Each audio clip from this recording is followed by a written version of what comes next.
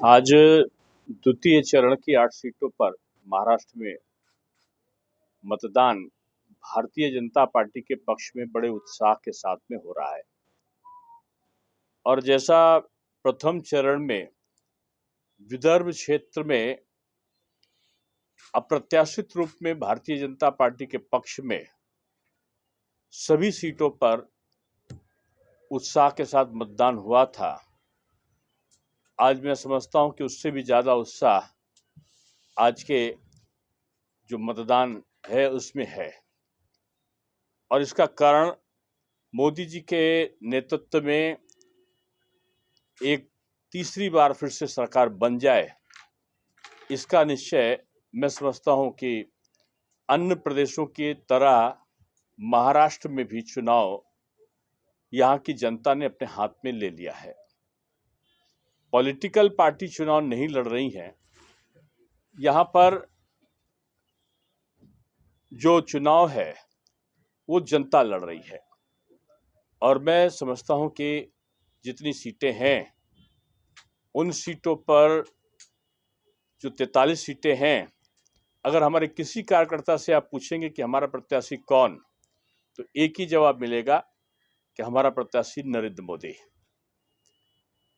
इस सीट पर, उत्तर मुंबई की सीट पर, मैं समझता हूं कि हमारे देश के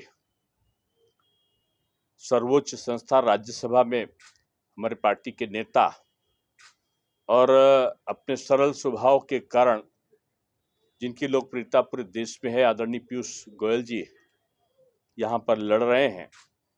कार्यकर्ताओं में लोकप्रियता और जनता में विश्वसनीयता, ये उनका एक गुण है। और मैं समझता हूँ इस लोकसभा में भी एक पक्षी चुनाव यहाँ पर दिख रहा है। जहाँ सीटें नहीं घोषित हैं, जल्दी से जल्दी हमारा जो तृतीय चरण के शुरुआत में ही वो सीटें की घोषणा हो जाएगी। कल देवेंद्र फडणवीस जी एक विधिवत एक समारोह में, कार्यकर्ताओं के समागम में चुनाव अभियान का और अधिक सुचारू रूप से चले इसका आगाज करने वाले हैं। हर कार्यकर्ता बीजेपी का अपने आप को नरेंद्र मोदी जी समझकर चुनाव कर रहा है और बीजेपी 48 सीटों पर चुनाव लड़ रही है। हर सीट पर जो हमारे मित्र पक्ष हैं उनमें भी बीजेपी बड़े भाई का रोल अदा कर रही है और उनकी सीटों पर भी अग्रता हासिल करके वो चुनाव लड़ रही है। इसलिए मैं कह सकता हूं कि आने वाले जो 4 जून है, देश तीसरी दिवाली का इंतजार कर रहा है। 6 महीने के अंदर 3 दिवाली, इतिहास का ये एक बड़ा अंग बनेगा। हमने नवंबर में अपना त्योहार दीपावली मना के लक्ष्मी जी की पूजा की थी। हमने 22 जनवरी को राम मंदिर का निर्माण करके रामलला की पूजा की थी। और मैं समझता हूं कि बीजेपी सरकार बनने के बाद 4 जून को जब हम दिवाली मनाएंगे तो अपनी जनता जनार्दन की पूजा करने का भाव पूरे देश में होगा। और ये चुनाव अंतर्राष्ट्रीय स्तर पर भी असर डालने वाला है। मोदी जी एक विश्व के बड़े नेता बनकर उभरे हैं और इस चुनाव के बाद भारत की स्थिति और मजबूत होने जा रही है। राहुल गांधी जी का यह वक्तव्य कि वो विरासत को भी बांट देंगे। मनमोहन जी कहते थे कि पहला अधिकार अल्पसंख्यक का, और राहुल जी कह रहे हैं कि जो बचत करके रखा है उसकी हम स्क्रीनिंग कराएंगे। और उनके सलाहकार सैम पित्रोदा ये कहते हैं कि अमेरिकन सिस्टम लागू हो। और अमेरिकन सिस्टम ये है कि पिता की भी अगर संपत्ति आपको मिली है तो उसका 55% सरकार ले लेगी और 45% उनको मिलेगा। राहुल जी कहते हैं जो सरकार लेगी वो अल्पसंख्यक में बांट देगी।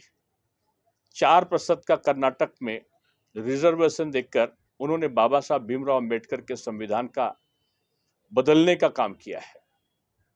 4% के बाद वो पूरे देश में अल्पसंख्यक को अगर वो आरक्षण देते हैं तो बाबा साहब भीमराव अंबेडकर की इस इच्छा कि संविधान में केवल जाति आरक्षण होगा, संप्रदाय के आधार पर आरक्षण नहीं होगा, उसका अपमान होगा। ये कांग्रेस के लोग संविधान बदलना चाहते हैं। बाबा साहब भीमराव अंबेडकर की सदिच्छा के बाद भी ये एससी और ओबीसी के, आदिवासी के आरक्षण को काटकर अल्पसंख्यक को देना चाहते हैं। इस समाज में विग्रह पैदा करना चाहते हैं। प्रधानमंत्री मोदी जी जो गरीब है उसको संप्रदाय या जाति के आधार पर नहीं, राशन सबको, टॉयलेट सबको, मकान सबको, सम्मान निधि सबको, सुरक्षा कवच सबको, यानी सबका साथ सबका विकास, सबके लिए प्रयास पर काम कर रहे हैं। और राहुल जी बांटो, छांटो, डांटो और राज करो का सपना देख रहे हैं। तो मैं समझता हूं ये चुनाव राष्ट्रवाद और परिवारवाद के में हो रहा है। ये चुनाव में एक तरफ राम को, भगवान राम को मानने वाले, अंबेडकर जी का सम्मान करने वाले लोग हैं, दूसरी तरफ चुनाव में अंबेडकर जी को दो बार हराने वाली कांग्रेस और राम को काल्पनिक बताने वाली कांग्रेस और उसको सहयोग करने वाले उद्धव पक्ष की शिवसेना है, जिसने अपना चोला राम नाम का उतार दिया है। तो मैं समझता हूं कि इसमें राष्ट्रवादी ताकतें विजय होंगी। यही सब करने के लिए मैं अभी तक जो पूरा महाराष्ट्र है, लगभग मैं उसमें 27-28 सीटों पर, लोकसभा पर मेरा जाना हुआ है और मैं कह सकता हूं कि महाराष्ट्र इस बार मोदी तूफान या मोदी मैजिक से आच्छादित है।